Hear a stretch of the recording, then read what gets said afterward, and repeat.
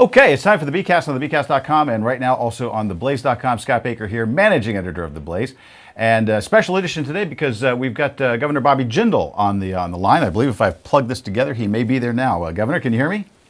Scott, I can hear you well. Thank you so much for having me on your show today. Absolutely. And did I could have misheard, but I swear when you were on the radio with Glenn Beck a couple of weeks ago, you were saying some nice things about this website, theblaze.com, and I could have misheard it, but I swear I heard you saying that. You absolutely did. I'm so excited to see y'all launch this. I think it's a wonderful source for conservative, mainstream, common sense views. And I encourage folks to visit theblaze.com. I think it's a great contribution. You know what's wonderful today with the technology?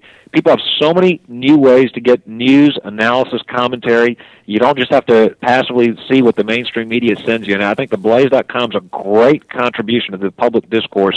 So congratulations. And, you know, like you, I was a former head of a college Republicans when I was in college. So I'm a very big fan of not only theblaze.com, but I'm very impressed with your background as well.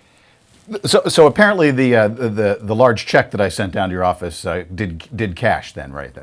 we haven't cashed it yet, but we got it in hand. All right. Well, we only have a couple of minutes with you here today, and I want to make sure that we get right to all of the important questions. We have a live chat going on right now, and so we may get some viewer questions to slip in here, but just in time for the Christmas season, for people still trying to think of what to get Dad maybe for Christmas, Leadership in Crisis is the name of the book that you have out, and you've certainly have demonstrated both parts of that, leadership and how to handle crisis. A lot of politicians write books or have them written for them, and they just kind of read like position statements. This one has a life to it that I think is a little bit different. I think that people will really enjoy. How is this book, in your mind, different from books other politicians have written? Well, thank you, Scott. Well, a couple of things. One, look, a lot of times people write books to put out, like you said, policy platforms because they're running for president or something. I made it very clear I'm not running for president. I wrote this book because I'm a father of 3 young children, and I worry about the future of our country. I'm a firm believer in American exceptionalism. I disagree with the president when he said that he was asked that question. Instead of affirming America's unique place in history, he kind of waffled on the question. I'm a firm believer in American exceptionalism, but I think we're at an inflection point with all the taxes, borrowing, and spending going on in D.C. that has to stop.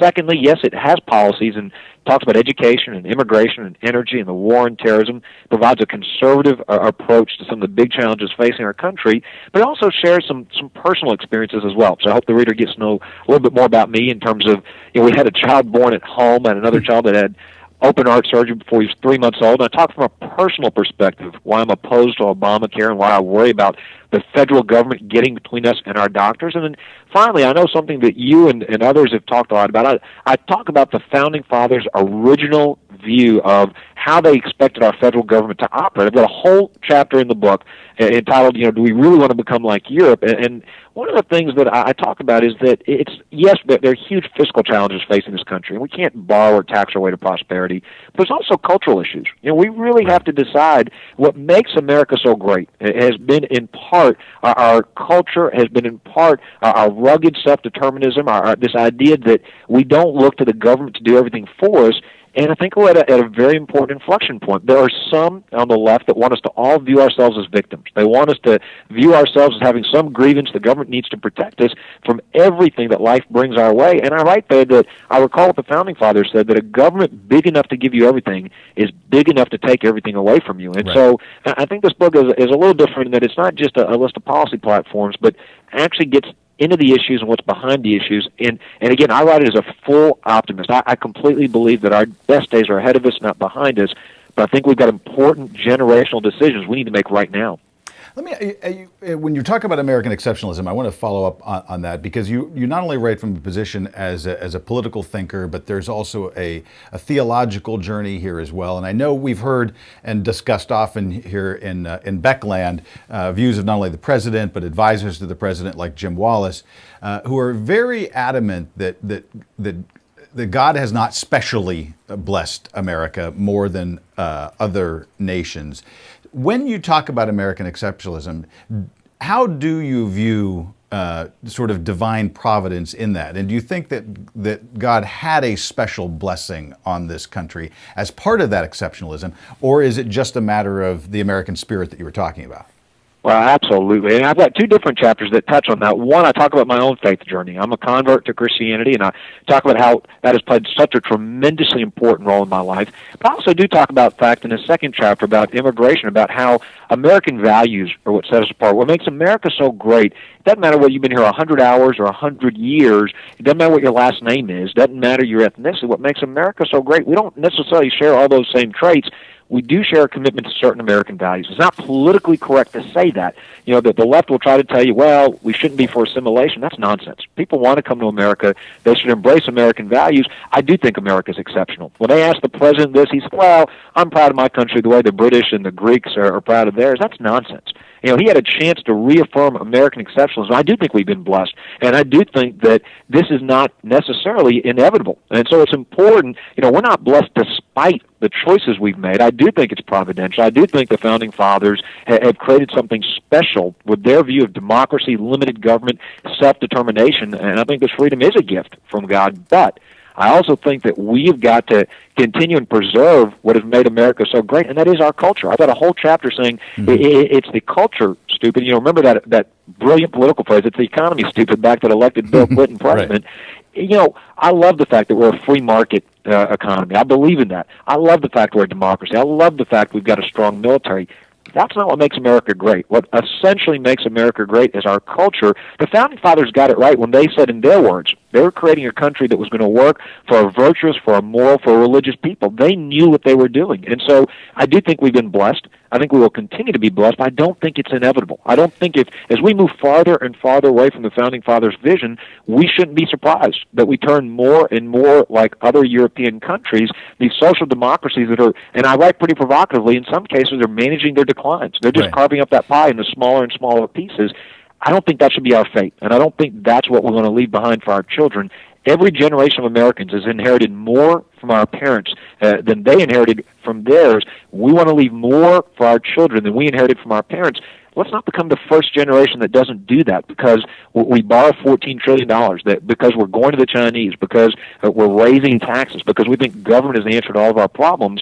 I think that I've got a lot more confidence in the Founding Fathers than I do in the current members of Congress, the current administration, the folks that happen to be in D.C. today, or the folks that happen to sit on the bench, by the way. I think I've got about 2 minutes with you, so I'm going to get to one question that's come in. I think it's a question about ideology and practicality, and it was phrased this way. I'll just read it as it came in from Bobby.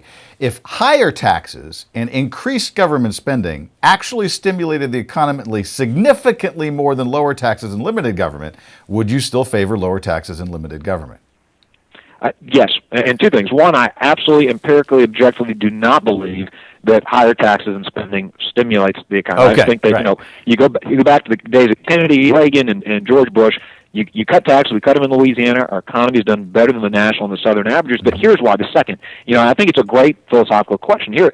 I absolutely believe that the more spending and taxing the government does, the less freedom we've got. I do think, and that's, again, I write that in the book. I know that's provocative. I think the larger the government is, the more of our money that it takes, the more that it spends, the less freedom we have to decide how to live our own lives. And so, yes, we believe in lower taxes because we believe objectively it grows the economy and the private sector is more efficient. But we also believe in less government spending because we think individuals should be allowed to live their own lives and make their own decisions. And I think that's an essential part of the freedom that we as Americans cherish. So I think it's a great question because it gets to the point that it's not just macroeconomics. It's not just Keynesian versus supply-side debate. It really is about a fundamental philosophical view of the world. I think the American people should be left to decide how to run their own lives, not the federal government. All right, two really fast exit questions. Should Michael Steele be reelected to his position? Look, I've said there's so much discussion about who's going to be the RNC chairman, who's going to be the Republican nominee for president. As a Republican Party, we need to focus on our message, not the messenger. We got fired 4 years ago from the majority, not because of who our nominees or who our candidates were, but because Republicans were defending earmarks and spending and corruption we never would have tolerated in the other side. I think what's more important today, and I don't get involved. I'll let all the RNC folks decide who the RNC head is. I don't get involved in all that stuff. But what I think is more important, now we've been given temporary power in the House. If we start defending the same kind of earmarks, same kind of spending, if we become Democrat light, we're going to lose power again. The voters are going to say, we've had enough of that. We elected you to get something done up there. So, you're going to have a million folks ask, who's going to be the nominee, who's running, who's not running. Let's stop worrying about that. Let's worry about how do we repeal Obamacare? How do we cut those taxes? How do we cut that spending? Not how do we freeze it? How do we cut it? Last thing, everybody always asks you if you're running for president. You always say no. How does the title vice president sound to you? Look, I want to be governor of the state of Louisiana. It's the best job in the world, but we do need strong, conservative, principled leadership in this country. And I believe I'm biased towards people who've run organizations, who've been governors or CEOs of businesses. They balance budgets. One of the things about this president, he's got fewer people who've worked in the private sector around him than either even Presidents Carter or Clinton. I think it's one of the reasons he makes some of the decisions he's made that have hurt our economy so badly. Leadership and Crisis is the name of the book. Bobby Jindal is the author. He is the governor of Louisiana. We're so happy that you've joined us here on the Blaze, on the BCast.